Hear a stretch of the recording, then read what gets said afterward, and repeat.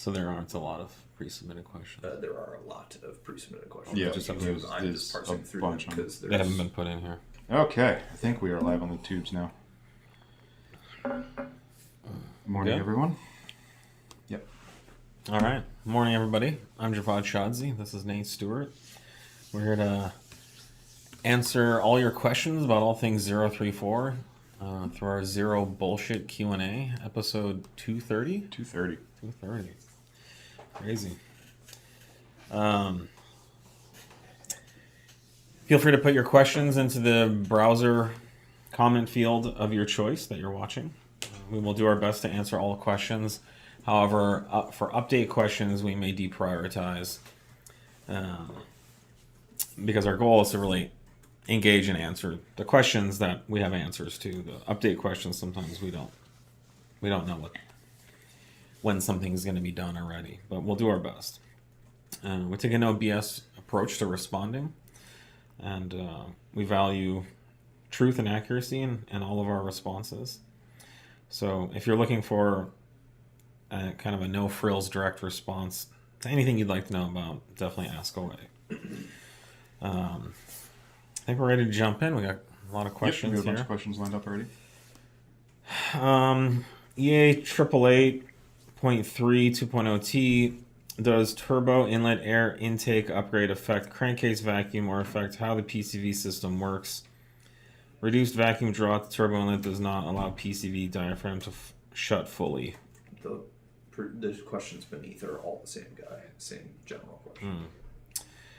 I can't, off the top of my head, speak to that exactly. I do know that if you install our turbo inlet and our intake system, the PCV system does function. Yeah, no, it's not. Yeah. The I think I see what they're getting at here is the port on the turbo inlet isn't based on vacuum, so it's not vacuum per se that is drawing the gases through. It's a Venturi effect. Right. So in essence, the more air you're moving across or through the turbo, the more vacuum you're going to pull on the PCV system. So the intake restriction. The difference in the intake restriction or the filter restriction is not what is going to be changing the flow rate through the PCB.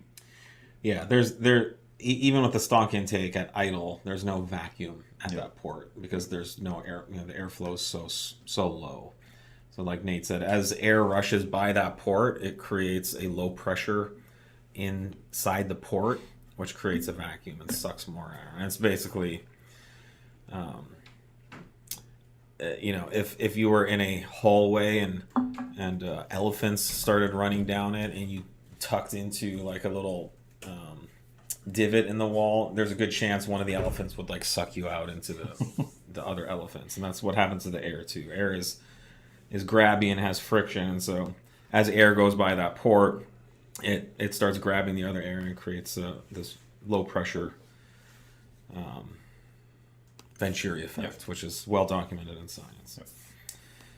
Air intake upgrade reduces restriction. Does that reduction in restriction cause less vacuum? Is this the same question? He asked it a couple of different ways. Again, same general fears of affecting. Yeah, no, your PCV system will work just fine with that open intake as well. Again, it's not based on vacuum between the turbo inlet and the air intake.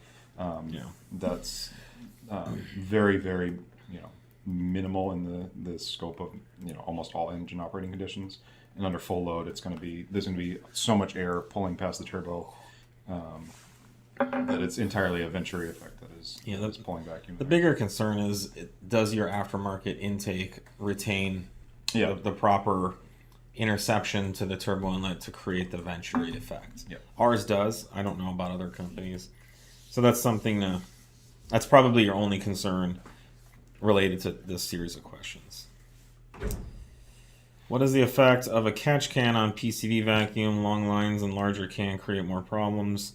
No, the system has no trouble remaining under vacuum even if you add a catch can to it or add some lines to it.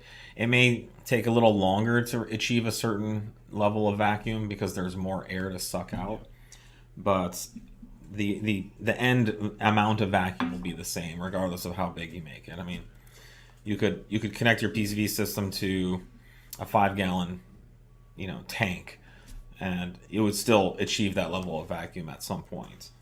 Will take a lot longer. You go to that extreme, and you'll probably start throwing codes and whatnot for transient pressures. But our system is small enough. We have not seen any adverse effects on it.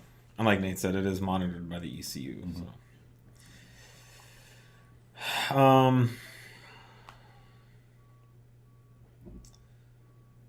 Upgrades to push the platform forward from the 1900 Pro Charger setups and built engines with flex fuel.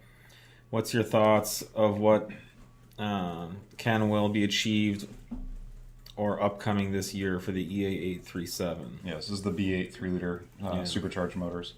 I mean, it's starting off to be a pretty spicy year for the motor and that platform. We've got a lot of fun builds out there that are kind of reaching maturity now and starting to get some calibration work on them. So, we'll see. Obviously, with the built motors coming, then we've kind of uncorked all of the fueling limits that we had in place with all of the MPI work we're doing. It's going to be a lot more opportunity on the horizon for a bunch more air in that motor. Yeah. But I mean, as far as what specifically, I don't know. Some of those, the builds start getting so bespoke and so, involved that it's hard to say, what's really going to take off. I think this year, would be great to get those setups sorted and with good production tunes. So I don't know how much effort there is right now into going beyond that. Yep. That's But getting the 1900, we want to get our tuning done, get the fueling sorted out. Yep. Once that's done, then it stands to reason that you could go even bigger. Yep. With the additional fueling headroom. 8VS3, are caster only mounts good for handling without compromising tread life? Mine is a daily driver. Yeah, caster shouldn't wear your treads out any more than the stock caster. The camber does wear the inside of the tire more if you're just kind of driving on the freeway all the time, because your contact patch moves from the middle of the tire to the inside of the tire as you add more camber.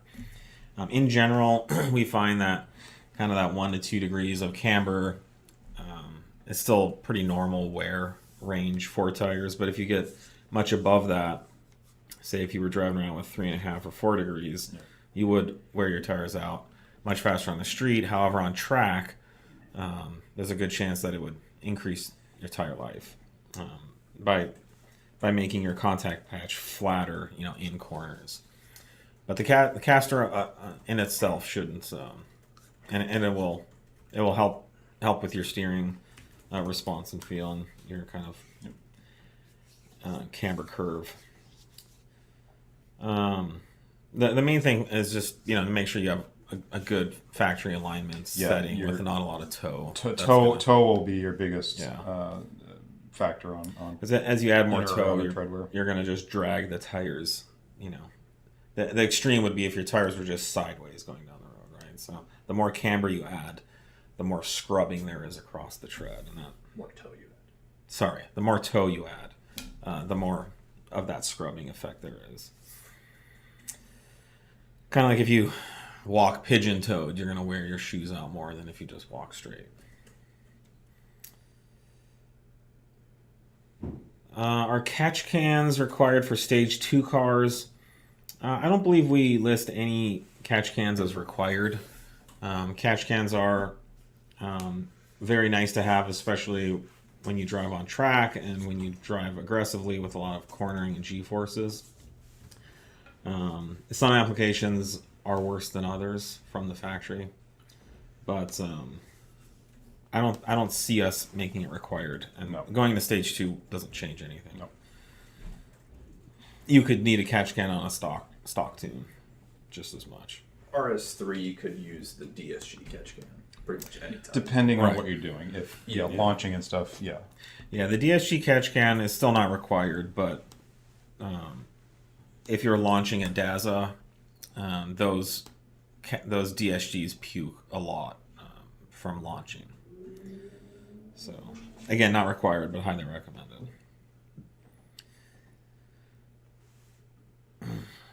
Why do some launch control programs drop RPM right on launch and some maintain the same RPM on an EA837 DSG? It's going to depend on, a little more specifics on that. And it's probably going to be depending on launch conditions, how much power you're making, what RPM you've got it set to. Yeah, how much the tires grip. Yeah, what type of launch you're doing. So if the tires grab, the engine can bog. But if the tires spin a little bit, then your RPMs are going to the transmission's trying to manage that as best it can. Yeah. But you might still see some wavering. It's pulling the engine down as it's trying to apply the clutches and get the car off the line. So it's very similar to if you're driving a manual transmission. You're really trying to hit that balance of the right amount of slip while not letting the engine run away, but also maximizing the power going to the wheels. EA837, any extra supporting parts preventative maintenance required when running 100 octane or 104? Don't see much for him talk about it. Yeah, there's not really anything different than running normal gasoline as far as preventative maintenance or parts. What you're getting is just all the benefit of the octane. So it's if you want to run a higher octane gasoline fuel, it is, I will say, one of the easiest things you can do for the motor to make a happier, higher octane, higher performing setup. So yeah, no, it's the way to go. It's just expensive. That's why we generally do the ethanol stuff. How long? This is a great question. How long do you generally support cars after their production dates? If I one day want to restore my Mk7 GTI with a full catalog of 034 parts, when does my time run out? Well, the good news is we do not have a cutoff date. We still sell products that I created, and Nate and I created in like 2004, 2005. Yeah, it's crazy seeing some of the stuff that's still moving off the shelves. Yeah, in fact, one of Nate's very first product projects when he started working full-time at 034 was a crank trigger kit for a I was Volkswagen literally thinking the 16-valve crank trigger, that silly little hub. And we still sell those. I think we sell them, 20 or 30 a year. And that product we brought to market in 2005. We have a full catalog still of Audi i5 parts going back, to the 80s. We have a full B5 catalog still. And once we sell a product and it's a good product and customers like it, there's very little support or energy on our part to keep it going other than the money we invest to put it on the shelf and keep it in stock. And for some of these products, there's minimum order quantities. We don't necessarily make them here in our facility, so we work with an outside manufacturer to make them to our specifications. And if the market slows down and you're selling 3 a year and you eventually need to order more, you can't just go to that factory and be like, hey, we want to buy 3 more for the next year, or we want to buy 1 for the next 4 months. We have to go make 500 more, 1,000 more. And so then we have to ask ourselves, do we want to put, a 30-year supply of product on the shelf right now? Or would we rather use that money on, a Mark 8, MQB Evo part, or a B8 part, or a B9 part, which are current active markets with many, many customers.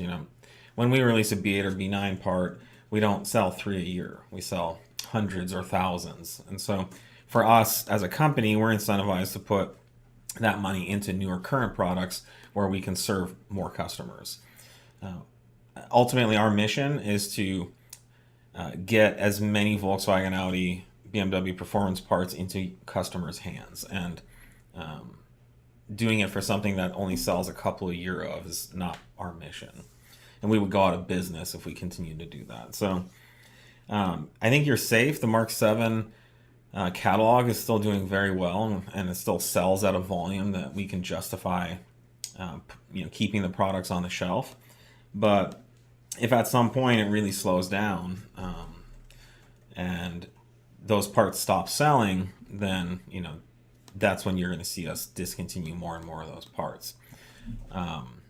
I think there's probably a good 5+ years of no issues with Mark 7. Yeah, we actually ran into this a bit last last week, I think it was, where someone was asking us about like an old Audi AAN platform, so the C4 S6, because they're looking to redo the exact same thing. They want to rebuild it and kind of go through and do a turbo kit and some software, and that's long past what we're able to support at this point. That is one of those products where we were selling like 2 or 3 a year, and it was we had to go out and make the circuit board, and we couldn't just make like 5. We had to make 500. Yeah. So you're talking like a beyond like multiple lifetime supply at that point. So just for reference, there's very few Mark IV products that we still offer, right? Mark V and Mark VI, we still have a decent catalog, but those are starting to drop off too. So I think the Mark VII is something that will. I think we still see a strong market for the Mark VII. There's not that many Mark VIII cars out, and the Mark VIII's it's a kind of a newer car where there's a big market of people out there who can afford a $10,000 to $15,000 Mark VII and can afford to put $5-10 grand into it to make it just a rocket, like just a go-kart. So I think you're safe, but the sooner you do it, the better, because all these applications have a life cycle, and they come up, they hold on, and then they start dropping off. But we love the Mark VII platform, and we will continue to support it. How much boost should a Stage 2 B9 S5 make? Another one we get a lot. It should make as much as it is requesting in the logs. Unfortunately, there's not a one answer for this. Well, the ECU will tell you. The ECU will tell you, and it'll tell you if it's not making the right amount. But it is all over the place because these are torque request calibration strategies. So you're asking for an amount of power that you're looking to make, and the ECU will then calculate from that the amount of air you need to get into the motor to make that power, and then how much boost to get that much air into the motor. So the actual boost numbers will vary wildly depending on air temperatures, what elevation you're at.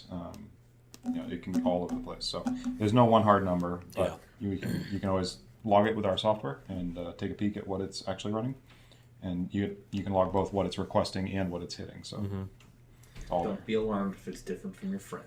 Yeah. It'll vary on your card from day to day, from hour to hour, minute to minute, depending on conditions. So it's trying to hit a torque target, not a boost target.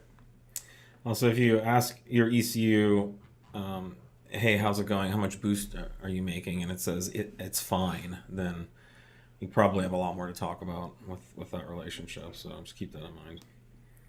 But the ECU does tell you. Yep. It's very open. Unlike your girlfriend, the ECU will actually tell you what's wrong. All right. Is there a E40 plus water math Stage 2 plus dual pulley file for the B8 Ultra Mega Stage? Yeah, I thought you did too. There is. We don't generally like to support the water math stuff specifically, just because it's almost always been a maintenance nightmare. But yes, we do. We can on request have files, but we're trying to kind of phase that out. What maintenance do you recommend for a B9 RS5 trans? I'm on Stage 1 TCU, looking to do Stage 2 soon. Is there a transmission fluid change every 30,000 miles? Is a transmission fluid change every 30,000 miles enough, or are there other items? I think we're supposed to say transmission now. Trans has been outlawed. 30 is probably a little on the early side, but nothing wrong with doing it at 30. I'd say 40 to 50 is more common, but that's really about it. Is any fluids and filters and stuff that are associated with that, to get that swapped out and kept fresh, because I think that's one of the ones that Audi, I believe, lists as a lifetime fluid, because it will work throughout the warranty period. But it's if you want it to be operating optimally, then I'd say get it cleaned up and freshened up every 40 to 50K. And of course, it depends on use. If you're a heavy track driver, getting a lot of heat into it, you probably want to shorten that up. I got an IE intake with TTE810 turbo inlet adapter. Can I use it with the SuperDuper and just purchase the intake alone with the IE turbo inlet, or do I have to purchase the entire kit? The only way we can guarantee great fitment is if you use all of our parts. However, anecdotally, we have seen some people make it work with our intake and the IE inlet, since everything's kind of like the same general spot. Neither of us have moved, the connection location on the SuperDuper inlet much from stock, so it could be within, Probably within millimeters fractions here of and an there, inch. Yeah. So yeah, it will probably work okay, but we don't guarantee that. Our upper adjustable arms, control arms, the only way to adjust camber on the B8.5 S5. Yep. Yeah. Yep. The only other thing you have is you can loosen the subframe to equalize camber, left to right. But as far as adjusting it, that's the only option you've got. Yeah, you can adjust it with the subframe, but if you want to add or increase your camber, then the upper, it's just a function of those suspensions. Now, we could possibly make like longer, lower control arms or something, which we don't want to do. There's no reason to do that. Is there any inside drone with the front resonator delete on the B9 S5? No, not with just our ResX, the front ResX. No drone. 2021 RS5 with DRC. How would you guys compare comfort and performance with your springs versus KW V3? Yeah, I have not driven the V3. I'm not super familiar with it either. I don't know. Have you actually driven on I have. An RS5? Yeah, we had a customer with an RS5 test setup. It comes down to the height. If you slam the V3s, it's bouncy and crappy. If you keep it at a moderate height, it's pretty dang good. But it's also adjustable. So, what do you have? Your what settings do you have on? Yeah, it's hard to compare those. I mean, if you want, to just install some springs and have a great ride and great handling car, the 034 option is best. If you want to install, an adjustable suspension that can be made softer or stiffer, you can make it bouncy. You can, make it overly tight. So like we always talk about, the adjustability, while it seems nice, opens this Pandora's box of all the options, including all the bad ones. And really, when you take that KWV3, and if you put all the iterations of damping and compression adjustments, there's just a few in the middle that are going to ride and handle the way you want it, and then all the rest are just terrible. And so you open yourself up to all those options. Where with our springs and the factory DRC, there's kind of one good optimal result that you get, and you don't have to worry about all the other ones. So that, and it's also a fraction, probably 1/10 the cost to do that. Yeah. So our recommendation, and the reason we don't offer these adjustable suspensions, is because it's a way that we can assure an amazing experience, amazing result for the customer at a very reasonable price. And we like we always talk about, we take a no BS approach. You just don't need all that adjustment. Bulk of that adjustment is 98% of it's wasted on getting a good result. It would be nice if, and I have seen suspensions like this, but if KW, for example, said, there's 3 compression, there's 3 rebound, and any combination of those will give you a good result. It's just, do you want it a little stiffer? Do you want it a little softer? But they really tighten and narrow that range. That would be nice.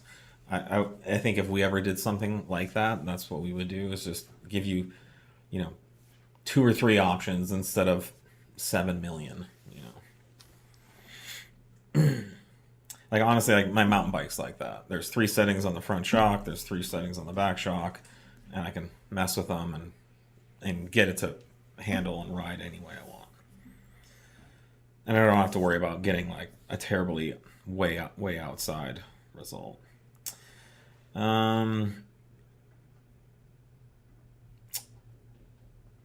Key, I don't know how you say it. Key to Leo from Facebook. Please send my shout out to Mark and Kyle. Hello here from Singapore. Well, great to hear. We will make sure they hear that. Nick's wrecking things here. I've recently had a gearbox malfunction come up on my Audi S4 2014, 2 years into my TCU tune. Garage says to remove map and test drive to see if it does it again. You had any reports of similar? No. You should check your fault codes first. Yeah. Just assuming, the map would be something that did it after 2 years is a little. I think strange. your garage is failing you. They should just run the codes and see. There's a number of things that can pop that up. It could be anything from a shift selector to a low fluid issue to a who knows what. But no, after nothing's obviously changed on the calibration in 2 years, that would once you know the code, you can email us tuning@034motorsport.com and we will be happy to. Yep. But there's no normal thing that indicates. You gotta run the codes and find out. My current setup: 2013 Audi S4 B8.5 aftermarket intake, stage 1 0 through 4 ECU TCU on 91. If I were to put a few gallons of 100, do I need to reflash my tune, or would I run okay with my 91 tune? Well, it'll run just fine. It'll be nice and smooth and happy. It's actually a good thing to do. Yeah, if you just want to splash some higher octane in there from time to time, there's absolutely nothing wrong with that. Yeah, sometimes, over the years at the track, I've been on a 91 tune and I'll just put 100 in the tank. Yeah. And the car has never run better because there's no timing corrections. It's the ECU's giving all the timing it can, and it's not necessary. And if you flashed a 100 octane file in that scenario, you get even a lot more power. But adding a 2 or 3 gallons of 100 to 91 is you're gonna feel that difference. I think it'll feel real nice. We do have someone asking where to submit their questions. Where you just submitted your question on where to submit questions. You literally submitted a question. Yeah, they're on Facebook, so there's not a lot of activity on the Facebook stream, so maybe that's why they're not seeing some of the stuff. But it's all 3 platforms: Facebook, YouTube, or Instagram. You can plop a question in the comments there, and we'll get it in our list here. How long should street density motor mounts last on a Mk5 GTI that's used on the daily driving and street driving?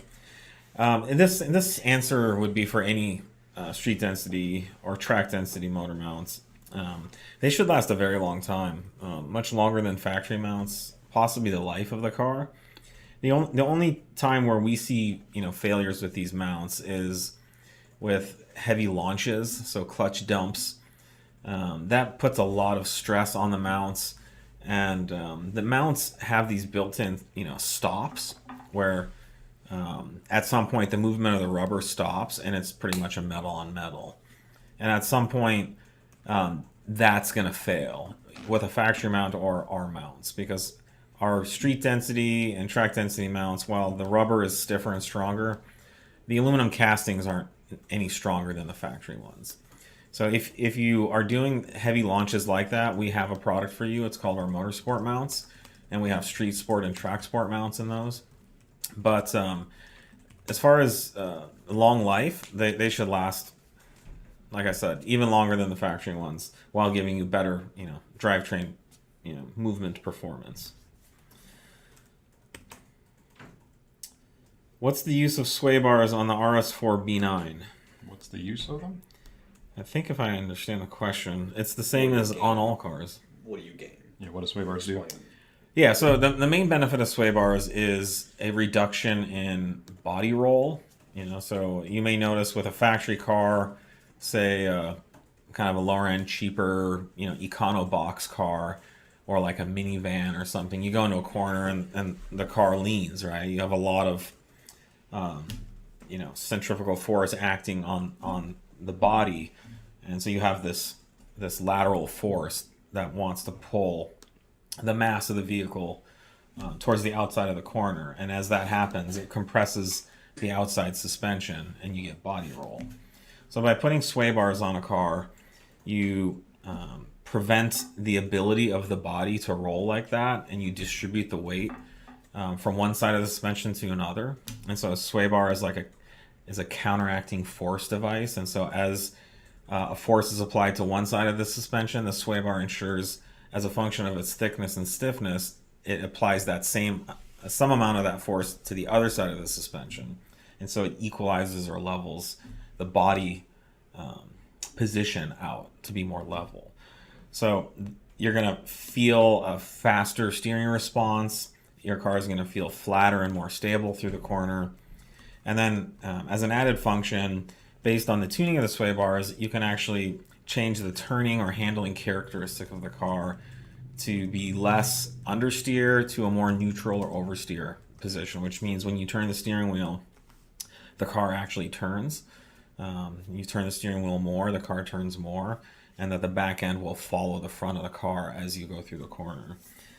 Sway bars are, I think most people agree, and I would say too, that they're the most transformative thing to handling that you can do. And all cars from the factory are just have way less sway bar than they should have. So yeah, it's particularly a must-do. rear bars, in our opinion, Yeah. to get a more lively and sporty cornering dynamic. Yeah, and that's the main reason for that is that pushing or understeer is safer. And so when the average civilian driver with no driving training experience goes into a corner too fast and turns the steering wheel, it's safer for the car to push or not make the turn than the car to spin around and crash into something backwards. And so virtually all factory production cars prioritize understeer or push over oversteer, which a car that oversteers, unless you know what you're doing, is very dangerous to drive. Those are the kind of cars that spin on you when you least expect it. Say like a 1980s Mustang 5.0. Things were real tail happy. Yeah. From experience? Well, seeing lots of them crash. Like my high school friends getting one and then crashing it that night into a pole backwards. Of course, you can Google Mustangs crashing on the internet. Cars and Coffee Mustang. I didn't look this up. Hours of Yeah, people hitting the rear quarter panels and somehow surviving. That sound of when someone hits the rear, it's like a punk, and then they just go flying. And then they just get up and walk away somehow. Adrenaline's a hell of a thing. Someone's asking about the next 034 sale. Same response as always. We never announce our sales beforehand. We do have a limited number of sales a year, and you can pretty much look at our calendar from last year to see when we do sales. But there's a lot going on with the economy right now, so we may do some flash sales here and there to help customers out, or if they, just to help us meet our financial goals as well. So always stay tuned, but we really do 3 major sales a year, and you know what those are, or you can find out pretty easily. Yeah. Mk8 GTI from last week asking about high rev file. I just wanted to say thank you guys for all the support. Nick and Kyle have been amazing. With that high rev file you guys made for me to test, 034 has the quickest Mk8 GTI. Yeah. Looking forward to seeing that available for everyone. Oh, thank you for the support. Like I said last week, let's definitely help this guy. Yeah, no, because we're happy to help with that. Most of the time it's pops and bangs and crackles. Yeah. So thanks for getting out there and going fast. That's all we can ask for. Hello, I am from Germany. I have a S5 B9. Can I run your tune, the Stage 2? I believe so. Oh yeah, yes, absolutely, no problem at all. Yeah. Yes. You can always email tuning@034motorsport.com or sales@034motorsport.com, and we will verify for you. But we do a lot of rest of the world. Yeah, a lot of rest calibrations as well. Someone says I have a 90 Mustang. Snap oversteer is crazy. Yeah. Yes. Well, those are especially bad because they had like a Positrack diff, kind of a limited slip.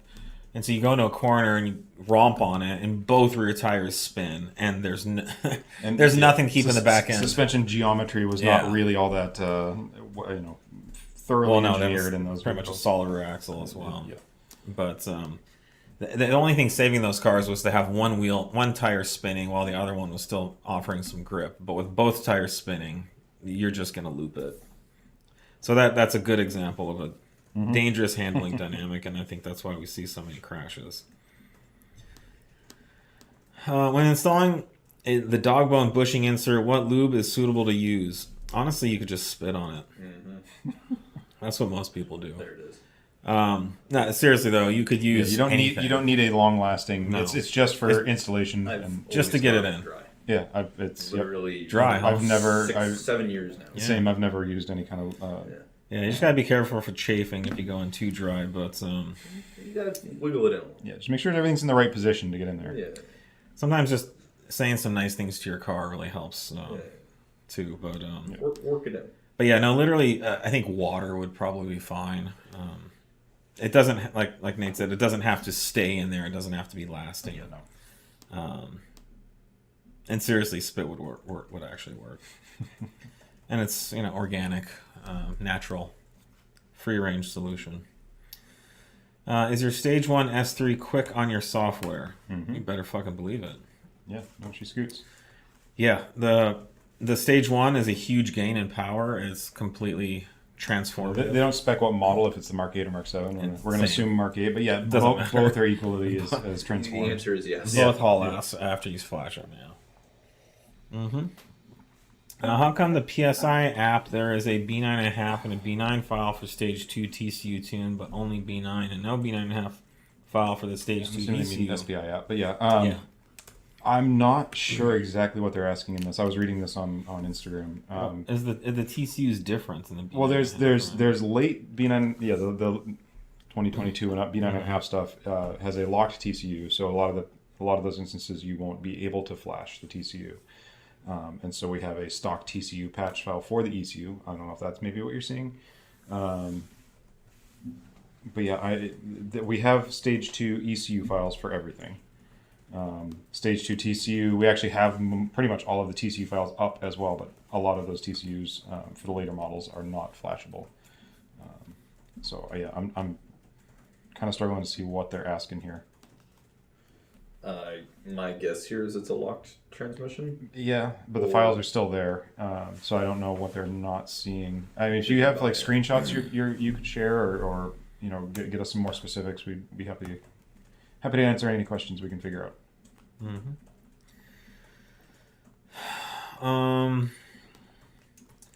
The second question, I don't understand what's the bro mean? I don't know either. Going bro me making. This sounds like one of the kids talking. I got nothing for you. So someone's asking A6 C7. Are we doing pads and rotors for the front and rear, and also springs for the car that have the factory sport suspension? I'm not sure where we're at. We should look into. I think I'd like to do more A6 stuff. I know we're looking at the C8 A6 as well. They're really cool cars, and Mark, write that down. I'm trying to get a clear answer with the lowering links. What's an ideal amount? I mentioned 2 inches max, but what's the perfect amount where I'm not messing up the comfort, etc.? I think, well, it depends on the car, right? SQ5, sorry. Oh, this is for an SQ5. Yeah, I think anywhere between like half an inch to an inch is going to be fine. That's going to be right in that range where the shock is still happy and not too far compressed. 2 inches, I would say, is a lot, and you're going to start hitting the bump stops, so you would want to trim your bump stops. To be clear, air ride. This is too much. Yeah. No, I know. Yeah, air ride. 100%. Also clarify that spring cars can go lower because they're different. Well, yeah, no, we're talking about air ride, on the air ride specifically. So I don't know, like with your controller, how low can you go? I mean, you can go. You can like drop the body on the bump stops, but 10 to 15 millimeters is about all I've experienced without hitting bump stops more regularly. Yeah. So you have to trim your bump stops. Yeah. Yeah. So yeah, I mean, inch max, but probably more like half inch. And they're asking if headlights should still be fine within an inch. Yeah, if you're doing a level drop of the vehicle, you'll be fine. Or if you got some weird rake going on, it'll be... Yeah, the headlights will adjust. Yeah, they're adjust. Do you guys have plans to offer your forged wheels in something like a 20x9? Probably not. I don't know, have we ever had any requests for that? That's really only S5 if they're not like feeling sporty, or C7 S6. Like a narrow tired S5. Yeah. I don't think so. Our goal is to kind of hit more of the popular models where we can help the most people.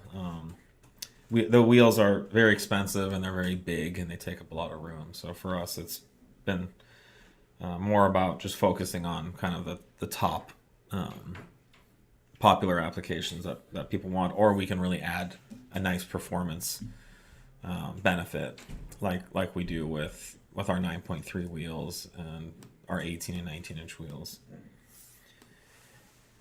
Have you ever seen where the DL501 won't shift and will just sit at their limiter? I've seen it when it's a mismatched ECU and TCU combo. So like say like a stock ECU or a stock rev limited ECU with a tuned TCU that raises the shift points a good bit. That's probably the most common combo I've seen. I've seen some where like fluid levels have been really low on the DSG and it will struggle between shifts. But you should be getting faults and pressure codes and whatnot for that. So, certainly not a normal occurrence by any means. Unless you're on a no manual upshift file, then it'll just wrap the limiter until you tell it to shift. What is the better, quick, reliable daily IS38 GTI or Stage 2 B8 S4? Oof. Those are going to be They're really both similar. Both great. Yeah. Great cars. They super each have fun. their maintenance points, and they're both, Yeah. I'd say at this, pretty much equal levels of, turned upness. So, yeah, that's going to be a tough one. They're both very different vehicles, so I would pick whatever one fits your needs best. Both fun cars. As far as reliability, though. Both pretty reliable. Yeah, about the same. Yeah. Looking to log my B8 S4, contacted tuning at 034, but the toolbox seems to still be locked. Yeah, so the logging feature is not in the toolbox of part of the app. It's in the diagnostics section. And you go to diagnostics, pick what controller you're logging. Usually it's the engine, unless we ask you to do something with the transmission. Once you're in there, at the bottom, you'll see a little log data button. But if you haven't flashed with our software, then that, I'm not sure with your case if you flashed or not. If you haven't flashed, then we have to turn that on specifically for that VIN. And again, it's not in the toolbox, it's in the diagnostics section if they say they've already done that. Also, if they haven't flashed in a few years, because it won't recognize. But it should still see that we're patched in there. I'll have to look into that one. But yeah, you need to be up on the latest software to make sure all of the features work. Oh, we're running out of questions this week. Yeah, it's a little light. I have a B9 S5 I just purchased. What is my best option for intake? Been looking at P34 with SuperDuper. Would it provide more noise? Should I be looking for S34? Lastly, what following this mod would be best? Well, we do have an intake blog. Is that something you can Already linked. link to them? Yep. Great, thank you. So check that out. In general, all of our intakes are going to provide a lot more turbo and intake sound than the factory unit. S34s are going to be the loudest because there's just really no baffling or blocking of any of the sound other than the intake tube and the filter itself. You really can't go wrong with any of them. They're all going to flow really well. I don't know what other mods you have. However, I'm assuming you have a tune. If you don't have a tune, you're definitely going to want that as well. And an intercooler on those cars is going to be a substantive upgrade. So once you have the intake, the intercooler, and our stage 1 flash, you're going to be almost at stage 2 power levels, but still be like smog legal and running nice and clean. Can we get samples of the chili in place of the gummy bears? That might be a tricky one to get to you intact and edible. Yeah, I mean, the chili makes you poop enough. Sitting in a box for 4 days, probably be a whole nother level. That's nice though, thank you. Fortunately, once a year you can come here and have chili as much as you want. Yep. Every January-ish. Where can I find 034's calendar of events? Need to join you for a track day. We've been posting them on social and blog when they're confirmed. Yeah. Often this is. Yeah. We don't really have a calendar though. No. Yeah, We used to. we don't always have these events planned out like for the year. So a lot of times it's like a month or two out, and we know we want to do a track day, and so we decide that it's time to book one, and so we'll get out there and we'll give notice. So the best thing to do is follow our social media, certainly our Instagram page, and get notifications for all those, and we will announce them there. How much lower are your lowering springs for the RS5 B9 compared to stock ones? Do you know what we list for that, Nick?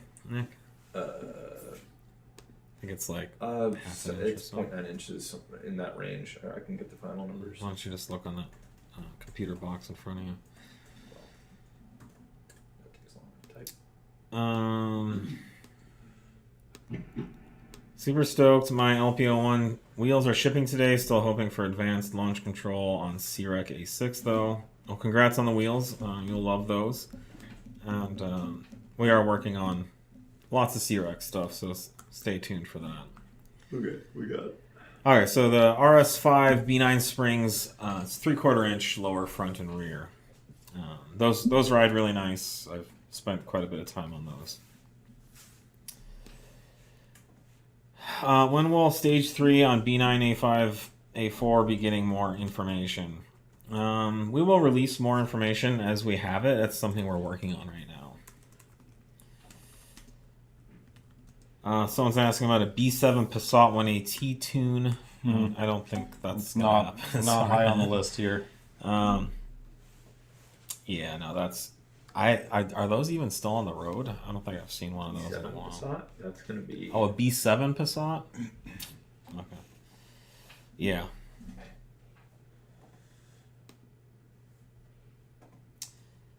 Ignore that one at the bottom. The bottom one? Yeah, ignore it for now. Okay. Do the 034 camber plates work well with aftermarket coilovers, say KWV1?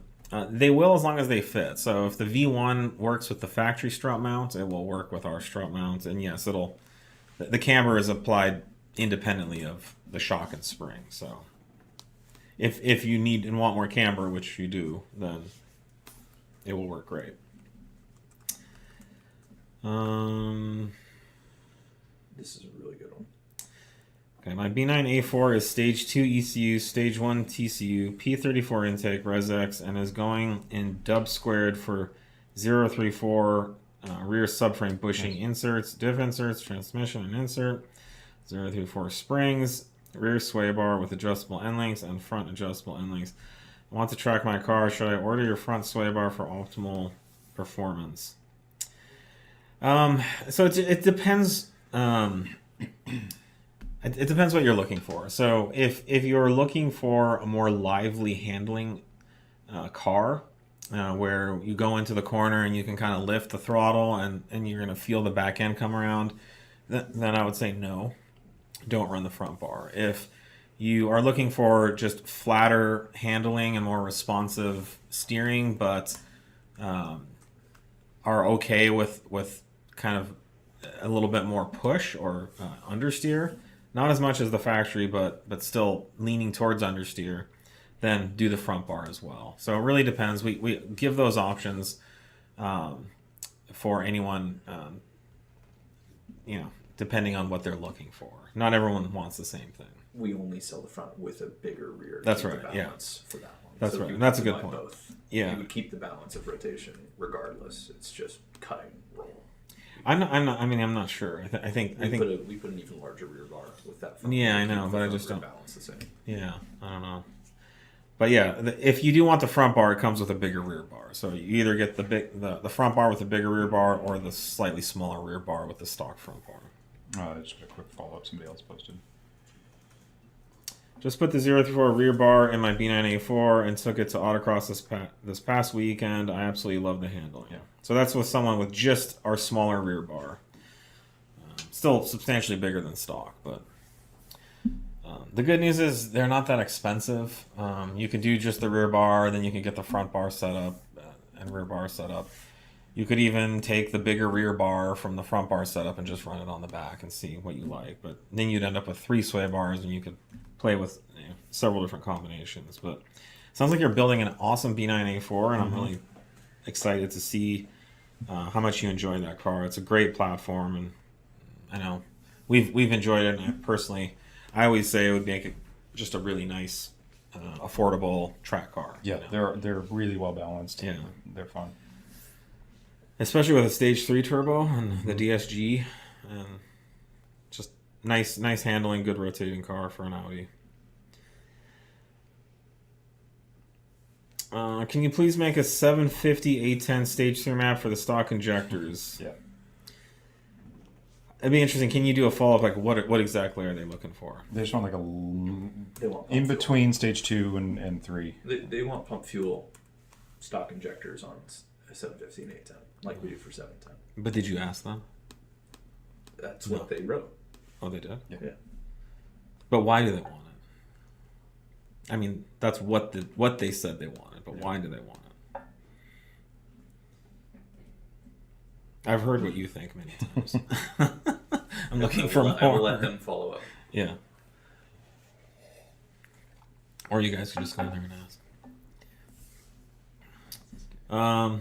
Okay, I'm not trying to stir any drama, but I gotta read this one. Love y'all's video on Jackal. Tried recommending someone watch it before deciding on a tuner, and I got kicked from a Facebook group. Well, I think I probably know which Facebook group that is. Yeah, that sucks. But I'm glad you liked it. Everything we put in there is accurate, and a lot of people don't want to hear the truth. So it is what it is. But the feedback from that has been good, and I think we've helped a lot of people make the right decision on which tuner to go with.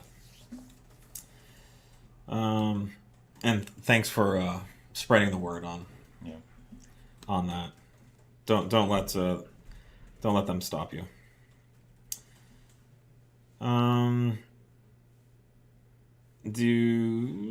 Where I did that one. I don't know. We're pretty much an Few minutes here. update questions. This one here we can do. I think they're just reading the website a little incorrectly. Why is there a drop in horsepower between the Stage 193 and Stage 291 tune for the Mk7.5 Golf R? I'm not sure where you were getting that. There isn't. Across octanes, sometimes you'll have some overlap between different calibrations, like maybe a higher octane file on a Stage 1 will make more than a lower octane file on a Stage 2 or even a Stage 3. It's going to depend on that, but no, there's some gains for sure across the board on the Stage 2 versus Stage 1 files. And to make sure you're comparing like wheel numbers versus wheel numbers, and we have a lot of info on those pages. Some of the numbers are in crank, some are in wheel. It's all listed, but it can be easy to overlook that. Yeah.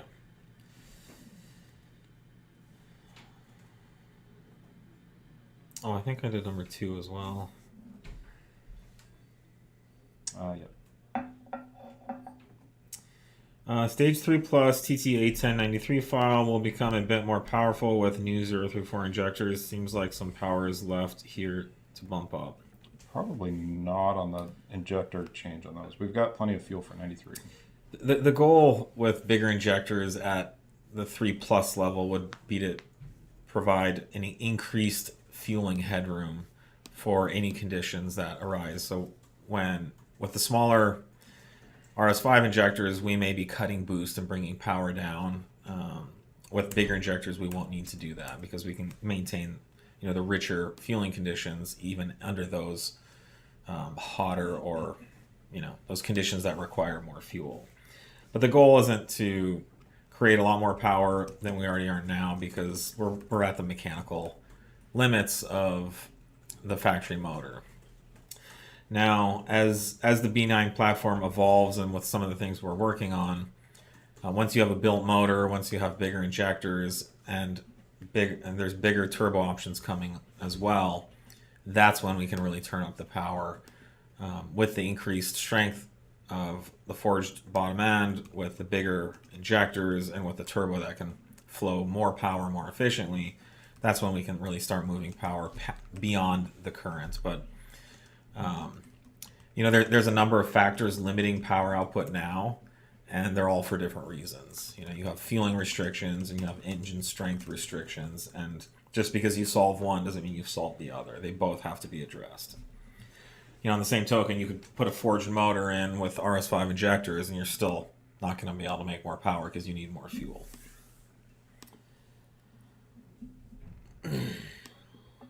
Anything else we should? A couple more minutes here. This update question's been asked a lot. Which one? The 4.0T? No, number 3 in update questions. Oh, update question. Oh. Hey guys, any updates on the B9 SQ5 catch can kit? Yeah, it's coming along. We're working on it. It's a high priority product that we're. When I say rush, we're not skipping. You know, we're not cutting any corners. I was gonna say we're not skimping any corners, but Skimping the that would have corners? been a native or a Nickism. No, we're just it's a high priority product, and we're moving it through because we know there's a lot of demand, and we've had such great feedback on our B9 3.0T S4 S5 RS5 products that we want to provide the same thing for the SQ5. All right. That covers. I mean, we can do that guy real quick. What are the best supporting mods for stage 1 on a B9 S5? What do you think, Nate? I'm gonna go with intake and intercooler. Generally, start with that. my first go-to is for that. Yeah, make sure you've got the PCV hose. Yeah, PCV's like on a stock car. That's just a necessary maintenance thing. Yeah.